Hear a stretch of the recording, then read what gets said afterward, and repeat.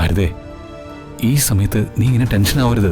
പിന്നെ പിന്നെ ഞാൻ എന്റെ കുഞ്ഞിനെ കൊല്ലാൻ വരുന്ന ആ പൂതനയുടെ മുമ്പിൽ പല്ലടിച്ച് നിൽക്കണോ?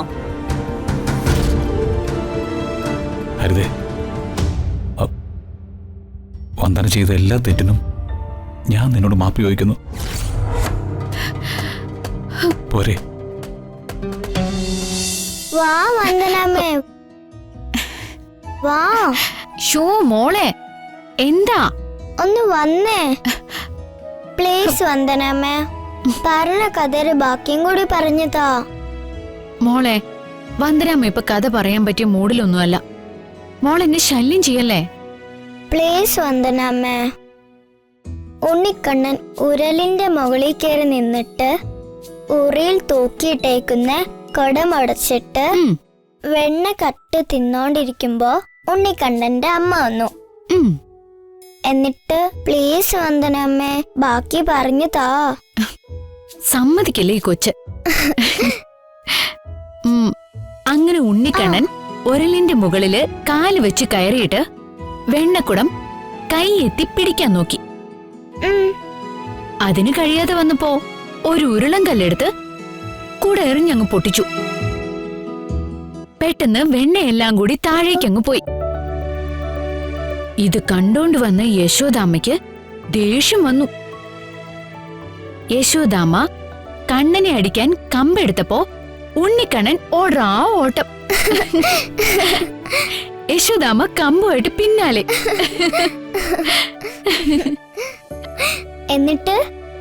എന്നിട്ടെന്താ? യശോദാമ്മ ഉണ്ടോ വിടുന്നു. യശോദാമ്മ കൂടെ ഓടി. ഉണ്ണിക്കണ്ണനുണ്ടോ വിടുന്നു. അവൻ യശോദാമ്മയെ വട്ടം ചുറ്റിച്ചു. ഒടുവിൽ അമ്മ തളരുന്നത് കണ്ടിട്ട് കണ്ണൻ പിടികൊടുത്തു. യശോദാമ്മ അപ്പോഴത്തെ ദേഷ്യവും സങ്കടമൊക്കെ കാരണം ഉണ്ണിക്കണ്ണന് ഒരു ഉരുളില് കെട്ടിയിടാൻ തീരുമാനിച്ചു. ഒരു കയറെടുത്തിട്ട് ആദ്യം ഉരുളിൽ കെട്ടി. എന്നിട്ട് ഒരു തുമ്പ് കണ്ണന്റെ അരയിൽ കെട്ടാൻ നോക്കി. കയറ് തികയുന്നില്ല.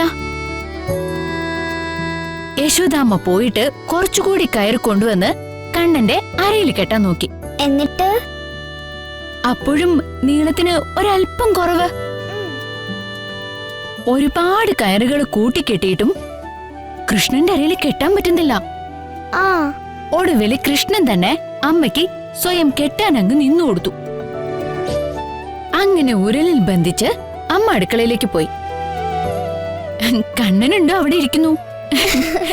കുരുത്തം കേട്ട കണ്ണൻ ഉരലും വലിച്ചുകൊണ്ട് അങ്ങ് ഓടാൻ തുടങ്ങി.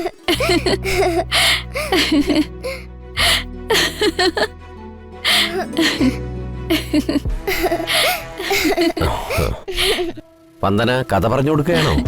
അതിലും വലിയ കഥയാ ഈ വീട്ടിൽ നടക്കുന്നത്. എന്ത് കഥ? കാണാൻ പോകുന്ന കഥ എന്തിനാ പറഞ്ഞറിയിക്കുന്നത്? നീ വാ. മോളിവിടെ ഇരിക്കെ, ഞാനിപ്പോ വരാം.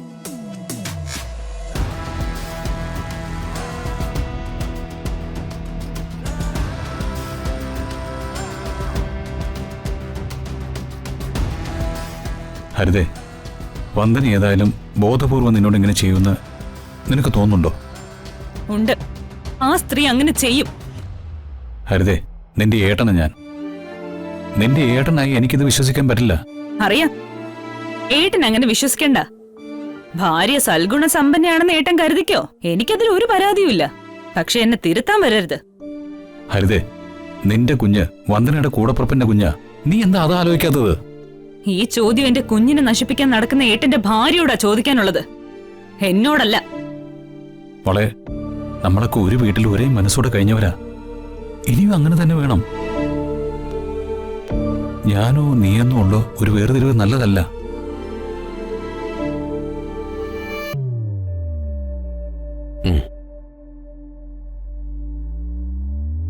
കണ്ടില്ലേ, വന്ദന തെറ്റിയതൊന്ന് നിന്റെ കഴുത്തിൽ താലി കെട്ടിയവൻ സമ്മതിച്ചു കൊടുത്താല് പിന്നെന്ത് തെളിവാ വേണ്ടത്? നീ കൊള്ളരുതാത്തവളാണെന്ന് എല്ലാവരും ഉറപ്പിക്കില്ലേ? എന്റെ ഭാര്യ ആവശ്യമില്ലാത്തൊന്നും ചെയ്യില്ലെന്ന് എനിക്ക് നല്ല ഉറപ്പുണ്ട്. ഏട്ടാ, ഞാൻ ഇതാദ്യമായിട്ടല്ല പ്രഗ്നന്റ് ആവുന്നത്, രണ്ടാമത്തെ തവണയാ. എന്റെ ആദ്യത്തെ കുഞ്ഞിന് എന്ത് പറ്റിയതാ പറയേ? അത് അബോഷനായി പോയി. എങ്ങനെ? ഏട്ടന്റെ ഭാര്യ തന്ന മരുന്ന് കഴിച്ച്. ഹരിതേ, ഞാൻ പറഞ്ഞത് ശരിയാണോ? പറയ. അത് വന്ദന അറിയാതെ. അതെ, അറിയാതെ. എല്ലാം കഴിഞ്ഞിട്ട് അറിയാതെ എന്ന് പറഞ്ഞ് നിങ്ങൾക്കൊക്കെ പൊടിയും തട്ടി അങ്ങ് പോവാ. എനിക്ക് മാത്രം നഷ്ടം. അതുപോലെയാ ഇതും.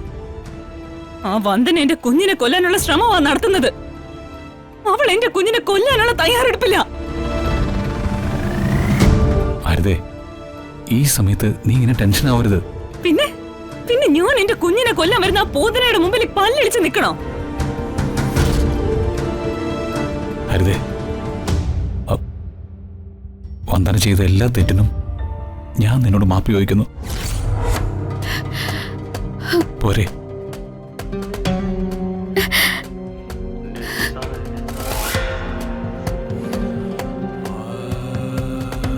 ഇനിയെങ്കിലും നീ ഒന്ന് സമാധാനപ്പെട്.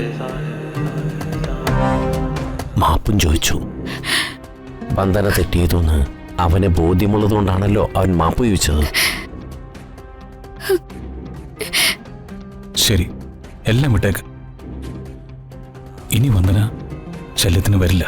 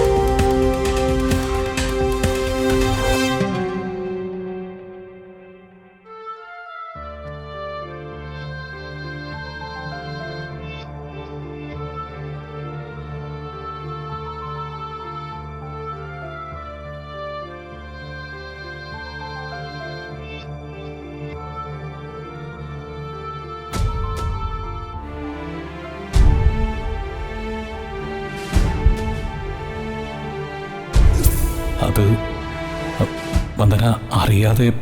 അതെ, അറിയാതെ. ആ വന്ദന എന്റെ കുഞ്ഞിനെ കൊല്ലാനുള്ള ശ്രമമാ നടത്തുന്നത്.